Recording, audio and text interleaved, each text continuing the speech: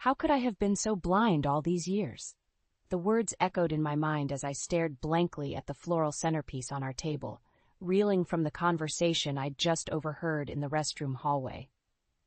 This was supposed to be a celebration, a special birthday dinner for Eli at his favorite bistro. He was finally turning 18, my only son about to embark on the journey to adulthood. I had sacrificed so much to get to this point, to provide him the best I could as a single mother, while my husband Grant pursued his high-flying real estate career. Our marriage had been turbulent, to put it mildly. Grant was never home, always chasing the next big deal while I worked long hours as a high school counselor to keep us afloat. But Eli was the light of my life. As long as I had him close, I endured all the heartaches and disappointments. Tonight, however, the wool had been lifted from my eyes. On his way back from the restroom, Grant's hushed phone conversation had shattered my world. "Baby, just a few more months before the child support ends, then it's just you and me in paradise." He had crooned lovingly, oblivious to my presence just around the corner. I froze, bile rising in my throat. Grant was talking to his mistress, making plans to abandon us once he no longer had any legal obligations. Burning fury coursed through me as I returned to our table. How long had he been cheating while I sacrificed everything for our family? All the times I had forgiven his neglect, blaming the demands of his work. The vacations and parent-teacher conferences I attended alone, the nights waiting anxiously for him to come home. It was all a sham, a lie I told myself to keep going. Grant slipped back into his seat, eyes glued to his cell phone as he typed furiously, a small smile playing on his lips. The truth sat like a rock in my stomach while Eli chatted excitedly about his college applications. My eyes landed on the gift I had carefully selected for Grant, a limited edition Hublot watch I had saved up for months to buy. Suddenly, I wanted to hurl it in his lying, cheating face. This man who had vowed to love and cherish me. How could he destroy our family so callously? I took a deep breath, slowly moving the gift out of sight. Now was not the time. But soon, I promised myself he would face the truth. I would make sure he paid the price for his betrayal. The waiter arrived with our entrees, interrupting my raging thoughts. I slowly cut into my grilled salmon, chewing mechanically without tasting it. Grant was oblivious, prattling on about his upcoming deals between gulps of wine. Under the table, I slipped my phone out and composed a quick text to Marcus, an old family friend who also happened to be one of the sharpest divorce attorneys in town. Urgent, need discreet meeting. I hit send, hand trembling slightly. The die was cast. I could no longer avoid this. But I would be strategic, speak to Marcus first before confronting Grant. Above all, I needed to shield Eli. My sweet boy did not deserve any of this ugliness and heartbreak. He was innocent, his whole future ahead of him. I had to handle this right. Eli's excited voice shook me from my thoughts. "Mom, Dad, thank you so much for dinner. I can't believe I'm finally 18. He beamed, raising his glass. "To new beginnings ahead. I'm so grateful for your love and support." I managed a weak smile, clinking my glass softly. "To new beginnings." The words nearly choked in my throat. Grant nodded absently, eyes still glued to his phone. Under the table, I slipped the watch box back into my purse decisively. The lavish gift would be better served selling for a good price online. I had a divorce lawyer to pay now. Grant may have betrayed our vows without a second thought, but he would not escape so easily. I would fight for Eli, for myself, for all the years I had sacrificed holding this family together. The next chapter of my life was just beginning. The heavy wooden door creaked open, snapping me back to the present. I was sitting in Marcus's office, a tastefully decorated space that oozed success and prestige. He ushered me inside gently. "Lorraine, please have a seat. Tell me what's going on." I sank into the plush leather chair across from his desk, clutching my purse tightly. Where should I even begin? "Thank you for seeing me on such short notice, Marcus. I don't know who else to turn to right now." My voice quivered despite my best efforts. Marcus nodded, his bespectacled eyes radiating warmth and wisdom. "Take your time. What can I do to help?" I took a deep breath. "It's Grant. I just found out he's been having an affair and plans to leave us as soon as Eli turns 18. Marcus's eyebrows shot up, but he stayed silent, waiting for me to continue. "You've known us for years. You know what I've sacrificed for this family. working double shifts to cover bills when Grant's business was just starting out, handling everything at home by myself, finances, repairs, parenting. I've given everything I have. Anger and hurt welled up inside me. I thought back to all the times I'd swallowed my pain and frustration to keep the peace. The vacations and holidays I'd spent alone with Eli while Grant was tied up at work. How many signs had I missed or willfully ignored? Marcus handed me a box of tissues, his eyes brimming with compassion. I dabbed at my eyes hastily. Now was not the time for tears. I needed to be strong and strategic. I overheard him talking to his mistress last night. He promised her a new life together as soon as he's free of his obligations. All these years, and that's all Eli and I are to him, burdens to discard. I clutched my purse tighter, feeling the small birthday gift I'd never had the chance to give Grant. That watch would fetch a good price toward my legal fees. Grant owed me that much and more. Marcus scribbled some notes, glancing at his monitor. I see. And have you spoken to Grant directly about this? I shook my head. Not yet. I wanted to consult you first. See what my options are, especially finances and custody for Eli. At 18, Eli was legally an adult, but he still had a semester of high school before graduation. I needed to protect him, give him stability and care until he was fully on his own 2 feet. Marcus nodded sagely, steepling his fingers under his chin. You're being wise. Why don't you tell me more about your current situation? I can provide some recommendations once we have all the details. I spent the next hour laying everything bare, our assets, accounts, debts. Marcus took copious notes, only interrupting occasionally to ask thoughtful questions. In the 20 years I'd known him, his calm demeanor and sharp intellect had never wavered. He inspired confidence and trust. By the time we finished reviewing the paperwork, I felt lighter. Talking it all through had cleared my mind and firmed my resolve. I would not back down quietly or cave to Grant's intimidation. Too much was at stake. Marcus leaned back, removing his glasses. I know this is difficult, Lorraine, but you have several excellent options, especially given the evidence you have. He outlined a solid game plan to protect myself and Eli financially, while gathering more proof of Grant's misdeeds. Marcus would be discreetly consulting trusted colleagues to build an airtight case. For the first time in days, I felt hope stirring inside me. I had an ally now, someone dependable who could guide me through the turbulent times ahead. Grant may hold the money and resources, but I held the moral high ground. With strategic courage, I could still gain the advantage. The next move was mine. Mom, he can't get away with this. Eli's voice echoed loudly in the quiet kitchen. I shushed him gently. It was past midnight, and I didn't want to wake the neighbors. Lower your voice, sweetie. I know you're upset, but we have to be smart about this. I slid a cup of chamomile tea over and motioned for him to sit. We both needed to calm down and think clearly. Eli took a deep breath, clutching the mug tightly. I just can't believe Dad would do this to us. And that woman, Clara, she knew he was married. They have to pay for what they've done. I nodded wearily. My sweet boy didn't deserve to have his world shattered like this. When I first told him about Grant's affair, he had raged and cried, cursing his father's name. I couldn't remember the last time I'd seen Eli express much emotion. He was usually so stoic, immersed in his studies. This betrayal had cut deep. Revenge won't solve anything right now, I said gently. We need to be smart and gather evidence against them first. Marcus had advised documenting proof of Grant's long-term affair and reckless spending to gain leverage in the divorce proceedings.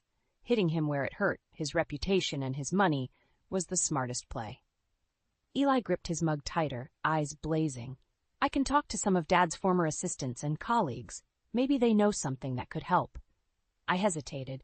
Eli's grades were stellar, and I didn't want him getting distracted or consumed by vengeance, but having an extra set of hands could be useful. Just be discreet, I finally said. Don't let it affect your schoolwork. Getting that academic scholarship is what matters most. Eli nodded. I know, Mom. My grades will stay up, I promise. I just want to help bring Dad to justice. His jaw was set stubbornly. Clearly, I wouldn't be able to talk him out of this crusade. Perhaps it would even be cathartic for Eli to actively contribute to holding Grant accountable. Okay, but no confrontations and don't give your father any reason to suspect us.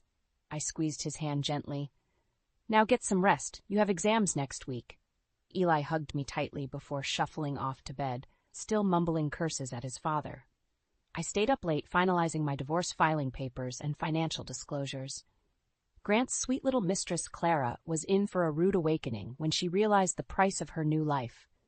Served her right for helping destroy my family and my trust. Over the next few weeks, Eli and I fell into an easy routine gathering evidence separately while maintaining normalcy on the surface. To the outside world, we were still one big, happy family. Meanwhile, Eli worked his charm getting incriminating details from Grant's friends, staff, and colleagues. My boy had his father's gift for persuasion, albeit with better motives. Slowly but surely, our documentation grew. Between Marcus's legal preparations and Eli's social sleuthing, everything was falling into place. My confrontational dinner with Grant was just a week away. Once Eli graduated, I could serve Grant the divorce papers along with a healthy dose of karmic payback. The anticipation made my heart race. For today, though, I had to set those thoughts aside. Eli's high school graduation ceremony was about to start. As he crossed the stage to accept his diploma, tall and handsome in his robe and mortarboard, I felt my heart swell with pride. Against all odds, my boy had made it. His life was just beginning, full of promise and possibility, and I would fight with my last breath to protect the future he deserved. I stared at the folder in front of me, anxiety and anticipation swirling in my gut. It contained the culmination of weeks of careful planning and evidence gathering, everything needed to confront Grant and destroy his twisted lies once and for all. It had been a long road getting here. The sleepless nights spent digging through old financial records and emails, looking for any shred of proof. Eli working his charm to get the truth from Grant's colleagues. My endless strategy sessions with Marcus to build an airtight case. We were as ready as we could be. And yet, my hands trembled as I held the sealed manila folder. Was I doing the right thing? Eli and I had built a stable life together despite Grant's neglect. Did I really need to demolish what remained of our family unit? Perhaps I should just take the high road.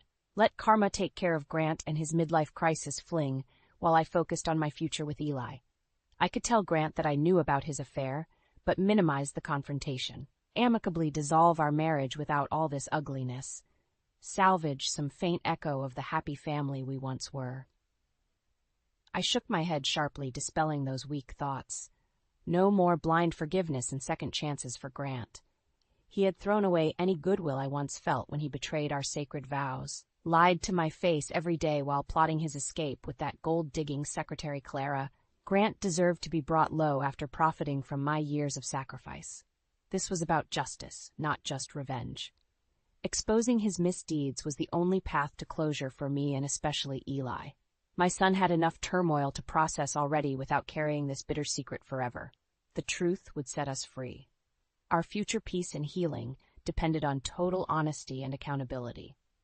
However difficult this dinner confrontation might be, I owed it to both of us to see it through. Eli popped his head into my study, thick dark hair disheveled as always. "Mom, I'm headed out to meet some friends for pizza. Need anything before I go?" I smiled, warmth filling my chest. "No, sweetie, you go have fun. Stay safe and call me if you need a ride back." He nodded, eyes drifting to the hefty folder on my desk. I knew he shared my turbulent mix of anticipation and fear. But Eli had proven himself wise and discerning beyond his years. He understood what was at stake, what needed to be done. "It'll be okay, Mom. No matter what happens, we're in this together." He hugged me quickly, gangly frame enveloping me. I clutched him tightly, trying to convey my gratitude and love through that embrace. Then he was gone, loping stairs taking two at a time. Tomorrow we would host Grant and Clara at a supposed celebration dinner, where I would finally serve Grant the harsh reality he deserved. A pit started forming in my stomach. It was almost time to face the music. I squared my shoulders and closed the folder. Right or wrong, the die was cast. All the weeks of painstaking preparation couldn't eliminate the risks we faced, but the time for hesitation and second thoughts was over. Whatever happened at tomorrow's confrontation, I had to be strong and see this through. For Eli, for myself, and for the life we could build as soon as Grant's poisonous secrets were laid bare. Tonight was the night. After endless planning and preparation, the confrontation I'd alternately longed for and dreaded had finally arrived. In just a few hours, Grant would arrive with his pampered mistress Clara, expecting a pleasant birthday celebration dinner. Oh, it would be memorable, all right, but for far different reasons than Grant anticipated. I smoothed my black dress and examined myself critically in the mirror. I had selected an outfit that portrayed strength and confidence. No more playing the meek, forgiving wife. Those days were done. Tonight, Grant would see the formidable woman he had unleashed through his callous betrayals. The doorbell rang, and I steeled myself before going to answer.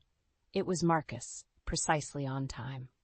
I welcomed him in to join Eli and I for a quick strategy session before the fateful confrontation. "Good evening, Lorraine. How are you holding up?" Marcus asked kindly, eyeing me with concern. He knew this would be an emotional trial. I shrugged, aiming for nonchalance. Ready to finally serve Grant the harsh truth he deserves. In reality, my nerves were stretched taut as piano wire, but showing weakness or hesitation now would undermine everything we'd worked for. Marcus nodded. "Remember, you have all the power tonight. The facts are on your side." He patted the file folder thick with evidence I had prepared to confront Grant with. "We'll all be right here with you. Stay focused on your goal, exposing Grant's lies so you and Eli can move forward." Eli emerged from the kitchen, wearing a sharp button-down shirt and slacks. He had insisted on being present tonight, despite my offers to spare him this painful spectacle. "I need to see this through," he had said gravely.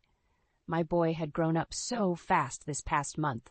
Once again, I felt that pang of maternal pride and anguish. The doorbell rang again. No more time for doubts or second thoughts. Taking a deep breath, I strode to the foyer and threw open the door with more force than necessary. Showtime.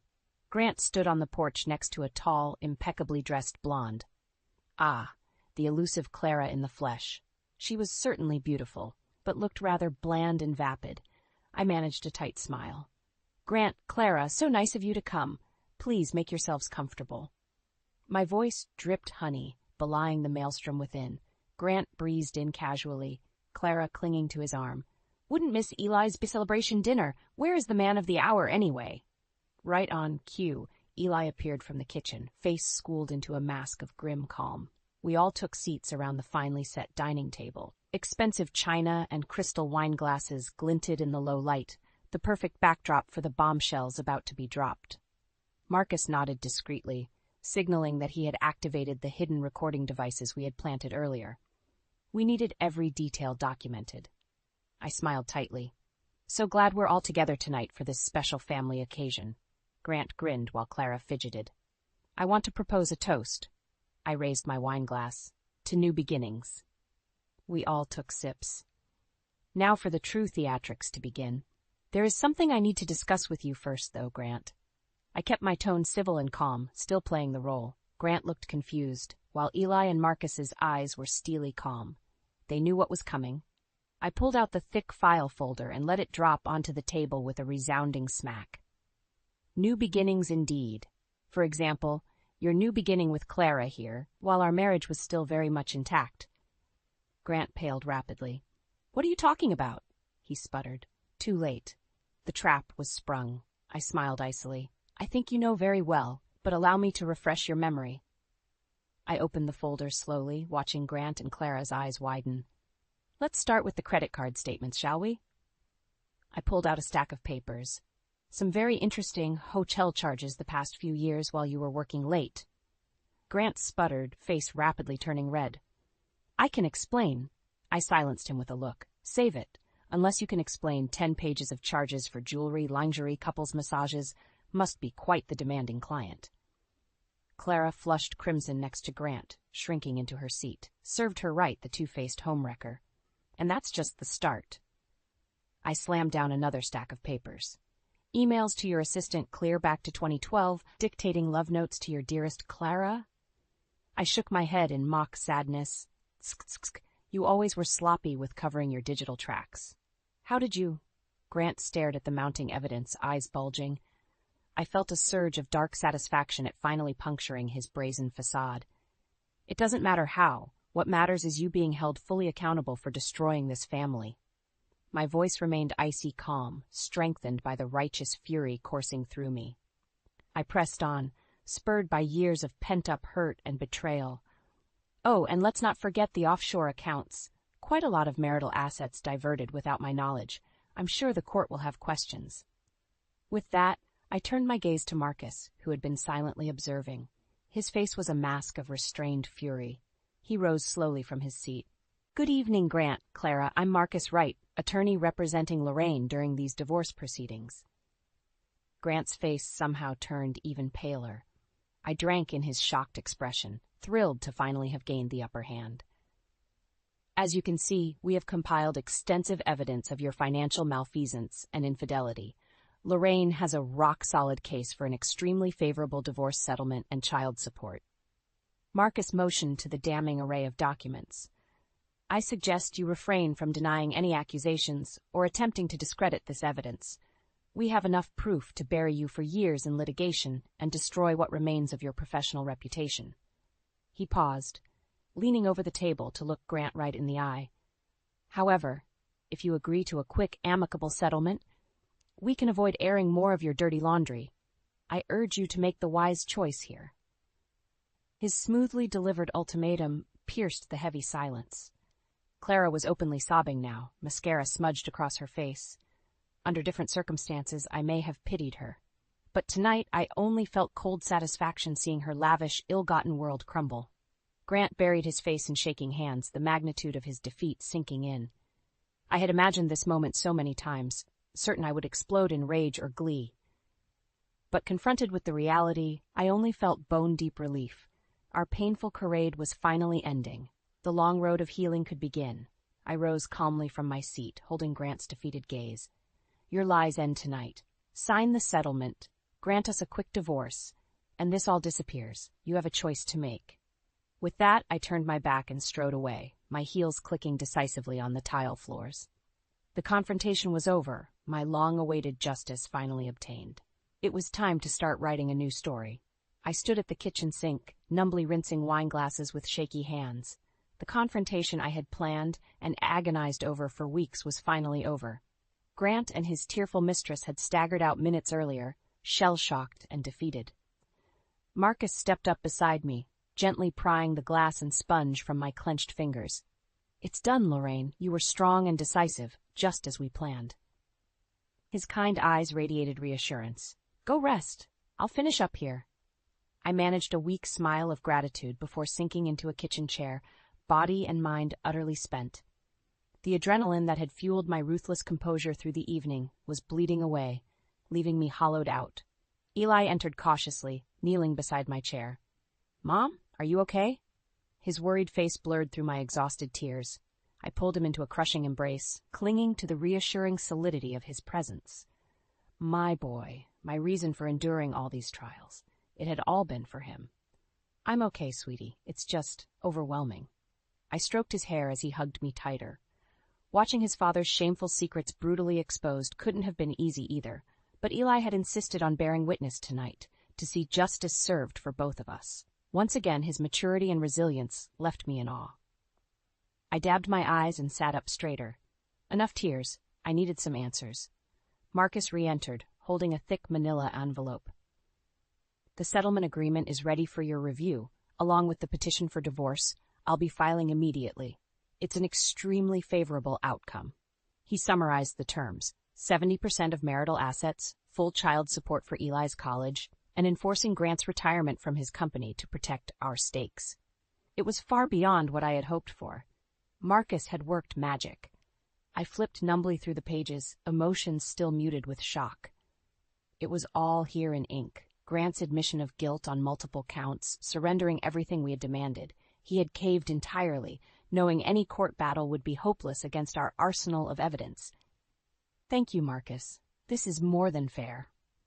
I tried to inject warmth into my numb voice. He had fought brilliantly for us. Marcus gave a satisfied nod, snapping his briefcase closed. Of course.